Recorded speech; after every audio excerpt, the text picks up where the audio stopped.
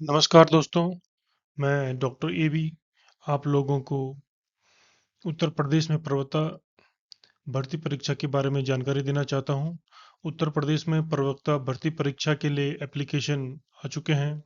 लोक सेवा आयोग की वेबसाइट पर जारी हो चुका है नोटिफिकेशन और आप वहां पे ऑनलाइन अप्लाई कर सकते हैं। उत्तर प्रदेश प्रवक्ता भर्ती परीक्षा 2025 ये इसमें देखिए ऑनलाइन पोर्टल पे आप इस प्रकार से इसको देख सकते हैं और ऑनलाइन पोर्टल पे ही आप लोग इसकी सारी डिटेल चेक कर सकते हैं।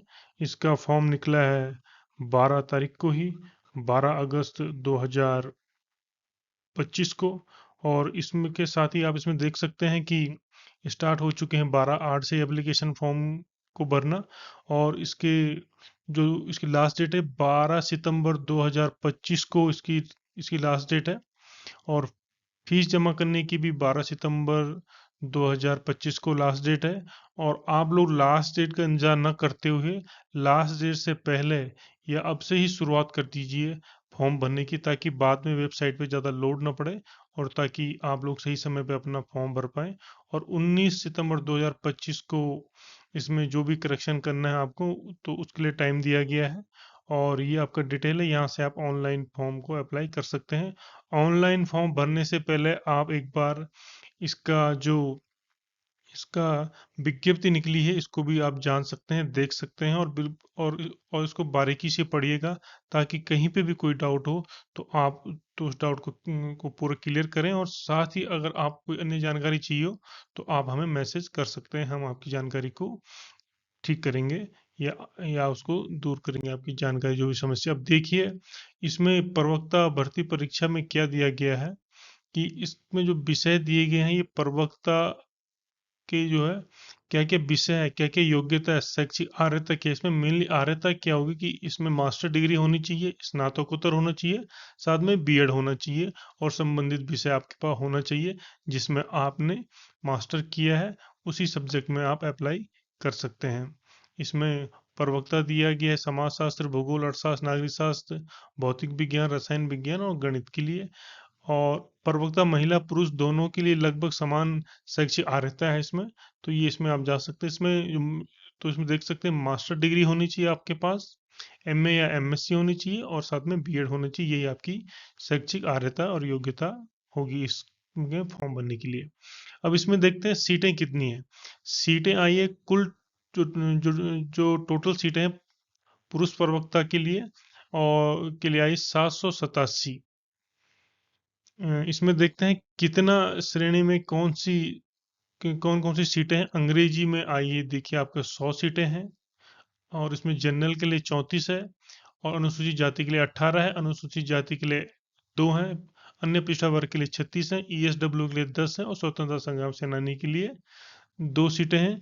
दिव्यांग जनों के लिए भी इसमें 5 सीटें हैं और भूतपूर्व सैनिक के लिए 5 और उत्कृष्ट खिलाड़ियों के लिए 2। इसी प्रकार अन्य विषयों में भी दिया गया है। इसमें इसमें दिया गया से इसमें सेकंड अर्थशास्त्र में दिया गया है। टोटल जो संख्या है पदों की वो है 41 है। इसमें अनारक्षित है 16, अनुसूचित जाति के लिए 8 और अनुसूचित जनजाति के लिए 00। और अन्य पिछड़े और ओ इसमें अन्य पिछड़ा वर्ग ओबीसी के लिए 13 सीटें, ईएसडब्ल्यू के लिए 4 और स्वतंत्रता संग्राम सेनानी के लिए कोई सीट खाली नहीं है। और दिव्यांगजन के लिए 1 रखी गई है, भूतपूर्व सैनिक के लिए 2 और उत्कृष्ट खिलाड़ियों के लिए इसमें कोई भी सीट नहीं दी गई है। अब बात करते हैं इतिहास की। इतिहास में दिया गया 41 सीटें। इसमें जो अनारक्षित है 15 है और अनुसूचित जाति की जो है 9 है, अनुसूचित जनजाति 0 और अन्य पिछड़ा वर्ग की 13, ईएसडब्ल्यू की 4 और स्वतंत्रता संग्राम सेनानी के लिए कोई सीट नहीं है। भूतपूर्व सैनिक के लिए 2 सीटें दी गई है और उत्कृष्ट खिलाड़ियों के लिए तो इसमें कोई भी सीटें नहीं है।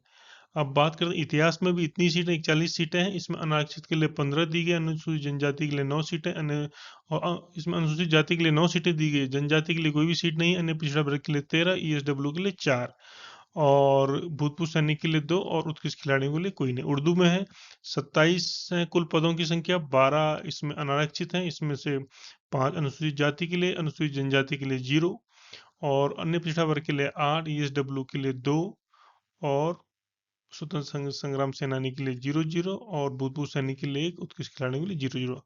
गणित में सबसे ज्यादा दी गई हैं अभी तक की है 94 94, इसमें अनारक्षित के लिए 28 है, अनुसूचित जाति के लिए 24 है, अनुसूचित जनजाति के लिए 1 है, अन्य पिछड़ा वर्ग के लिए 32 सीटें हैं और ईएसडब्ल्यू के लिए 9 और स्वतंत्र संग्राम सेनानी के लिए 1 और भूतपूर्व सैनिक के लिए 4 और उत्कृष्ट खिलाड़ियों के लिए 1 सीट। भौतिक विज्ञान के लिए है 86 सीटें और अनारक्षित के लिए 36 सीटें, अनुसूचित जाति के लिए 16 हैं, अनुसूचित जनजाति के लिए 1 है, अन्य पिछड़ा वर्ग के लिए 25 रखी गई हैं और ईएसडब्ल्यू के लिए 8 सीटें हैं, स्वतंत्र संग्राम सेनानियों के लिए जो है 1 सीटें हैं, भूतपूर्व सैनिक के लिए 4 रखी गई, उत्कृष्ट खिलाड़ियों के लिए 1 सीट। रसायन विज्ञान में 85 सीटें हैं, इसमें अनारक्षित के लिए 33 है, अनुसूचित जाति के लिए 19 है, अनुसूचित जनजाति के लिए 1 सीट है, अन्य पिछड़ा वर्ग के लिए 24 सीटें हैं और ईएसडब्ल्यू के लिए 8 सीटें हैं, स्वतंत्रता संग्राम सेनानी के लिए 1 सीट है, भूतपूर्व सैनिक के लिए 4 सीटें और उत्कृष्ट खिलाड़ियों के लिए 1 सीट है। जीव विज्ञान में 73 रखी गई हैं, 31 अनारक्षित हैं, 13 अनुसूचित जाति के लिए, 1 सीट अनुसूचित जनजाति के लिए, 21 सीटें अन्य पिछड़ा वर्ग के लिए, 7 सीटें ईएसडब्ल्यू के लिए, 1 सीट स्वतंत्र संग्राम सेनानी के लिए, भूतपूर्व सैनिक के लिए 3 सीटें और उत्कृष्ट खिलाड़ी के लिए 1 सीट है। भूगोल में 38 हैं, 16 अनारक्षित हैं, 8 अनुसूचित जात 8 सीटें अनुसूचित जाति के लिए, 1 सीट अनुसूचित जनजाति के लिए, 10 सीटें अन्य पिछड़ा वर्ग के लिए, 3 सीटें ईएसडब्ल्यू के लिए और स्वतंत्र संग्राम सेनानी के लिए कोई सीट नहीं है। भूतपूर्व सैनिक के लिए 1 और उत्कृष्ट खिलाड़ियों के लिए भी इसमें कोई सीट नहीं है।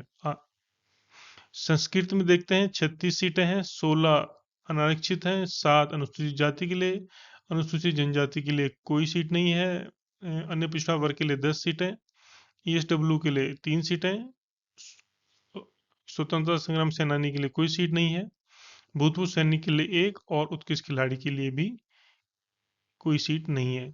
नागरिक शास्त्र में 51 सीटें, इसमें अनारक्षित के लिए 19 है, 11 सीटें अनुसूचित जाति के लिए, अनुसूचित जनजाति के लिए कोई नहीं, 16 सीटें अन्य पिछड़ा वर्ग के लिए, 5 सीटें ईएसडब्ल्यू के लिए, 1 सीट स्वतंत्रता संग्राम सेनानी के लिए, भूतपूर्व सैनिक के लिए 2 सीटें और उत्कृष्ट खिलाड़ी के लिए भी 1 सीट रखी गई है।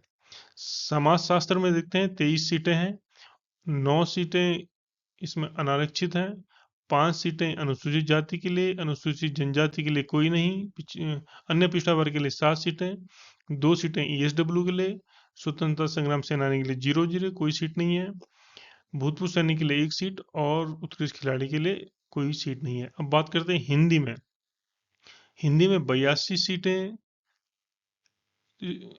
तो इसमें टोटल है, इसमें अनारक्षित है 27 सीटें, अनुसूचित जाति के लिए 19 सीटें और अनुसूचित जनजाति के लिए 1 सीट, अन्य पिछड़ा वर्ग के लिए 27, ईएसडब्ल्यू के लिए 8, स्वतंत्रता संग्राम सेनानी के लिए 1 सीट, भूतपूर्व सैनिक के लिए 4 और उत्कृष्ट खिलाड़ी के लिए 1 सीट। कुल जो सीटें दी गई हैं 777 सीटें दी गई सामान्य में, जो कि कुल सीटों की संख्या है, और अनारक्षित के लिए 292 है, अनुसूचित जाति के लिए 162 है, 8 सीटें अनुसूचित जाति, इसमें 8 सीटें अनुसूचित जनजाति के लिए, 242 सीट अन्य पिछड़ा वर्ग के लिए, 73 सीटें ईएसडब्ल्यू के लिए और स्वतंत्रता संग्राम सेनानी के लिए 8 सीटें। दिव्यांग जनों के लिए कुल 25 सीटें दी गई हैं, भूतपूर्व सैनिक के लिए 34 सीटें और उत्कृष्ट खिलाड़ियों के लिए 8 सीटें। तो ये आपका सीटों का ब्यौरा था, कहाँ पे कौन कौन से सब्जेक्ट में किस किस श्रेणी में किस किस सब्जेक्ट विषय में कौन सी सीटें हैं, ये हमने आपको बताया। आगे देखते हैं महिला प्रवक्ता राज के इंटर कॉलेज। इसमें जो कुल योग है 694 सीटें दी गई हैं। अंग्रेजी की बात करें 84 सीटें हैं इसमें महिलाओं के लिए, इसमें अनारक्षित 53 सीटें हैं और अनुसूचित जाति के लिए इसमें 10 सीटें हैं, अनुसूचित जनजाति के लिए 3 सीटें हैं, अन्य पिछड़ा वर्ग के लिए इसमें 10 सीटें हैं, ईएसडब्ल्यू के लिए 8 हैं और स्वतंत्रता संग्राम सेनानी के लिए 1 है और भूतपूर्व सैनिक के लिए 1 है और उत्कृष्ट खिलाड़ियों के लिए 1 है। इसी प्रकार टोटल जो दिए गए इसमें 13 विषय दिए गए हैं। अर्थशास्त्र में कुल 36 पदों की संख्या है, इतिहास में 34 दिए गए हैं और उर्दू में 13 दिए गए हैं, गणित में 28 हैं, भौतिक विज्ञान में 104 है, इसमें 7वें नंबर पे रसायन विज्ञान में 62 पद हैं टोटल, जीव विज्ञान में 73 है, भूगोल में 26 है, संस्कृत में 56 सीटें हैं, नागरिक शास्त्र में 54 सीटें, समाज शास्त्र में 44 है, हिंदी में 80 हैं। कुल मिला के महिलाओं के लिए 694 सीटें दी गई है, 330 अनारक्षित हैं, 120 अनुसूचित जाति के लिए, 23 सीटें अनुसूचित जनजाति के लिए, 157 सीटें अन्य पिछड़ा वर्ग के लिए, 64 सीटें इसमें ईएसडब्ल्यू के लिए हैं और 8 सीटें स्वतंत्रता संग्राम सेनानी के आश्रितों के लिए हैं। और विकलांग और दिव्यांग जनों के लिए इसमें 23 सीटें हैं और भूतपूर्व सैनिकों के लिए इसमें 19 इसमें 29 सीटें हैं और उत्कृष्ट खिलाड़ियों के लिए इसमें 8 सीटें हैं। दिव्यांग जनों के लिए कुल 23 सीटें इसमें हैं। ये इसमें कुछ प्रवक्ता स्पष्ट दृष्टिबाधित राजकीय इंटर कॉलेज समेकित विशेष माध्यमिक विद्यालय के लिए भी सीटें रखी गई हैं। इसमें 7 विषय रखे गए हैं, हिंदी में 9 है, अंग्रेजी में 5 है, नागरिक शास्त्र में 6 है, अर्थशास्त्र में 6 है, संस्कृत में 10 है, इतिहास में 3 है, समाज शास्त्र में 6 है, कुल 45 सीटें हैं। उसी प्रकार प्रवक्ता उत्तर प्रदेश जेल प्रशिक्षण विद्यालय अध्यापक वर्ग सेवा के लिए रखी गई है। इसमें मनोविज्ञान के लिए 1 सीटें और इसमें दूसरे नंबर पे है सीटें रखी गई जो इसमें विषय का नाम है, इसका नाम रखा गया अपराध विज्ञान और दंड शास्त्र प्राध्यापक, इसकी 1 सीट रखी गई है। ये सीटें इसमें रखी गई हैं। अब देखते हैं इसमें प्रश्न पत्र कैसे आएगा। इसमें सामान्य प्रश्न पत्र है, प्रारंभिक परीक्षा के लिए रखा गया है। प्रारंभिक परीक्षा का अध्ययन और जो इसमें सामान्य अध्ययन है, इसमें वैकल्पिक विषय का एक प्रश्न पत्र होगा जो वस्तुनिष्ठ व बहुविकल्पी प्रकार का होगा होगा इसमें प्रश्नों की संख्या 120 है। इसमें वैकल्पिक विषय यानी कि जो आपका सब्जेक्ट है, जिस विषय में आपकी पीजी है, जो उसका जो भी विषय आपका वैकल्पिक विषय होगा, उसके 80 जो है क्वेश्चन आएंगे, प्रश्न आएंगे। सामान्य अध्ययन के 40 प्रश्न आएंगे, ठीक, जो कि कुल 300 अंकों का होगा तथा 2 घंटे का समय इसमें होगा, यानी कि 120 प्रश्न पत्र इसमें जो संख्या है प्रश्नों की 120 होगी और इसके कुल पूर्णांक होगा 300 नंबर का और ये 2 घंटे का होगा।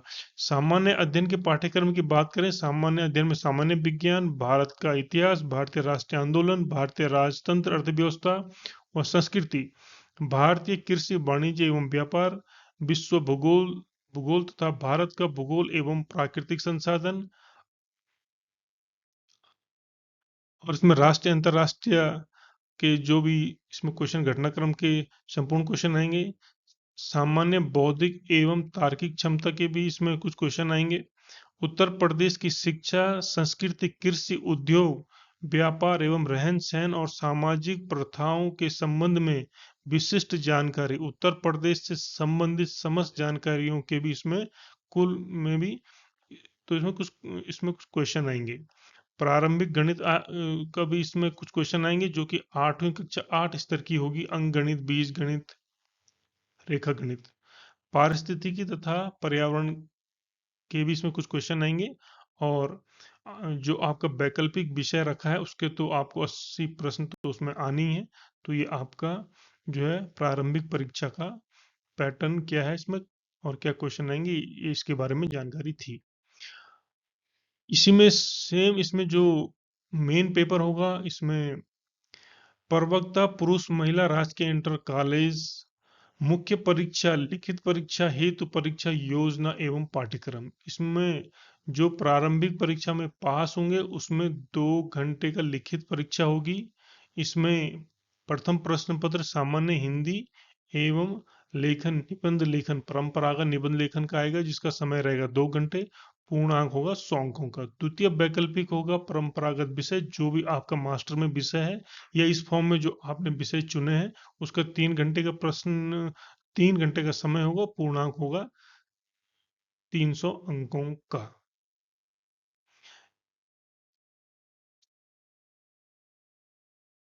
अब देखिए प्रथम प्रश्न पत्र सामान्य हिंदी आएगा, इसके जो अंक होंगे 50 होंगे, इसमें ये सिलेबस दिया गया है। इसका जो खंड 2 होगा हिंदी में निबंध लेखन आएगा, 50 अंकों का होगा। इसमें जो जो शब्दों की सीमा रखी गई 1000 शब्दों में आपको निबंध लिखना होगा। साहित्य संस्कृति राष्ट्रीय विकास योजनाएं और क्रियान्वयन, राष्ट्रीय अंतर्राष्ट्रीय सामयिक सामाजिक समस्याएं और निदान, विज्ञान और पर्यावरण, प्राकृतिक आपदाएं एवं उनके निवारण, कृषि उद्योग एवं व्यापार से संबंधित इसमें क्वेश्चन आएंगे। जो वैकल्पिक विषय है, वैकल्पिक विषय के जो परंपरागत आपका विषय रखा गया, प्रश्नों की कुल संख्या 20 होगी। सभी प्रश्न अनिवार्य होंगे। सभी प्रश्नों खंड जो सभी प्रश्न खंडों में विभाजित रहेंगे। खंड अ के अंतर्गत प्रश्न पत्र में 5 प्रश्न सामान्य उत्तरी यानी कि शब्दों की सीमा जो होगी 250 होगी। इसमें 250 शब्दों की सीमा होगी एवं प्रत्येक प्रश्न 25 अंक का होगा। यानी कि जो है 5 प्रश्न होंगे, इनका जो है 25 अंकों के ये होंगे। खंड ब होगा। इसमें खंड ब के अंतर्गत 5 प्रश्न लघु उत्तरीय जिनके शब्दों की सीमा 150 शब्द हो गए और प्रत्येक प्रश्न 15 अंक का होगा। खंड 100 के अंतर्गत 10 प्रश्न होंगे। इसमें अति लघु उत्तरीय प्रश्न होंगे और शब्दों की जो सीमा होगी इसमें 50 होगी और प्रत्येक प्रश्न 10 अंक का होगा। तो ये थे तो इसमें प्रारंभिक परीक्षा और जो आपकी लिखित परीक्षा के बारे में जो इसमें दिया गया जानकारी सिलेबस है वो